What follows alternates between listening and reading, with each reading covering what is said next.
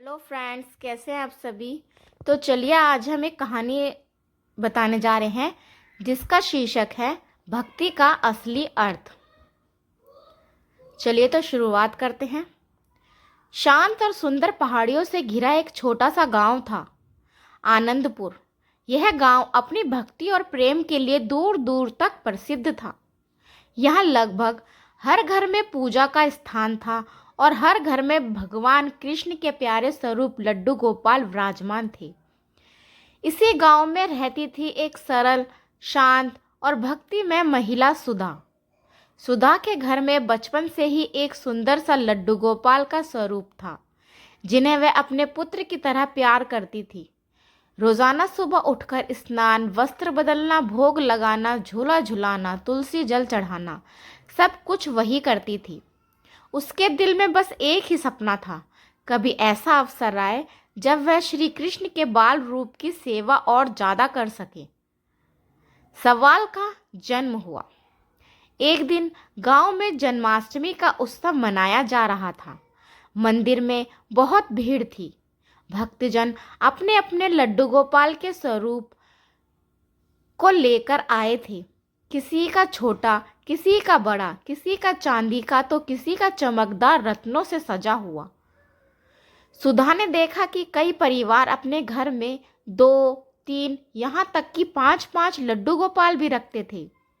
उसके मन में एक सवाल उठा, क्या घर में एक से ज्यादा लड्डू गोपाल रखे जा सकते हैं? क्या ऐसा करना ठीक है? कहीं यह भगवान की उपेक्षा या अवहेलना तो नहीं? इस प्रश्न ने सुधा के मन को बेचैन कर दिया। सुधा की मुलाकात गुरुदेव से हुई। उत्सव समाप्त होने के बाद वह सीधे अपने गुरुदेव स्वामी हरिओम महाराज के पास पहुंची। सुधा ने हाथ जोड़कर पूछा, गुरुदेव, कृपया बताइए, क्या घर में एक से ज्यादा लड्डू गोपाल रखना उचित है? गुरुदेव मुस्कुराए। उनके चेहरे पर शांति थी। उन्होंने कहा, बेटी, यह एक बहुत महत्वपूर्ण प्रश्न है। बहुत लोग भ्रम में रहते हैं, लेकिन याद रखो, भगवान की मूर्ति कभी पत्थर नहीं होती। वह भाव से प्राणवान होती है। यदि मन में प्रेम है, सेवा है और क्षमता है तो घर में एक नहीं, सैकड़ों लड्डू गोपाल रखे जा सकते हैं। लेकिन अगर सिर्फ दिखावे के लिए रखते हो और सेवा नहीं कर पाते तो एक भी नहीं रखना चाहिए। सुधा चकित रह गई। तो नियम क्या है गुरुदेव? गुरुदेव बोले, नियम है सेवा, श्रद्धा और जिम्मेदारी। और फिर उन्होंने एक कहानी सुनाई, प्रेम नगर की कहानी। गुरुदेव बोले, बहुत समय पहले प्रेम नगर नाम का एक नगर था। वहां रहने वाली कविता नाम की महिला ने अपने घर में 5 सुंदर लड्डू गोपाल के स्वरूप स्थापित किए। वह रोज उनका स्नान, वस्त्र, भोग, आरती सब कुछ बड़े प्रेम से करती थी। उसके घर में हर समय भजन की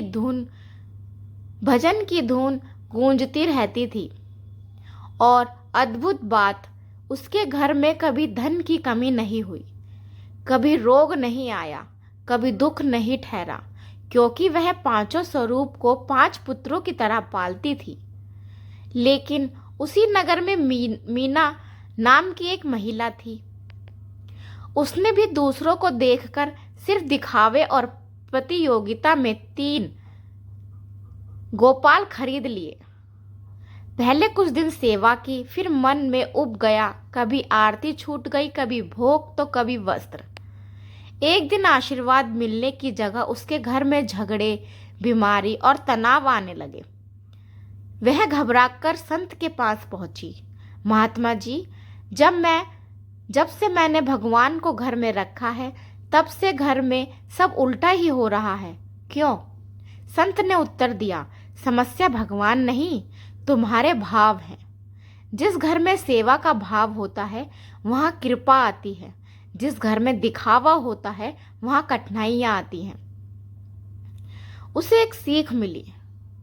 इतना कहकर गुरुदेव ने सुधा की ओर देखा और बोले, इसलिए बेटी, सवाल यह नहीं है कि एक से ज़्यादा लड्डू गोपाल रख सकते हैं या नहीं, बल्कि यह है कि क्या हम उतनी सेवा कर सकते हैं या नहीं। यदि कर सकते हो तो रखो, यदि नहीं कर सकते तो एक ही रूप का पालन करो, जैसा माँ अपने बच्चे का करती है। सुधा की आंखें नम हो गईं। अब उसकी बेचैनी खत्म हो चुकी थी। सुधा की घर को वापसी।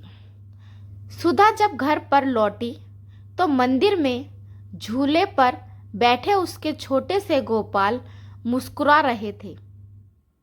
वह बोली, मेरे कहना, अगर आपके रूप और भी आएंगे तो मैं सबकी सेवा माँ की तरह करूँगी।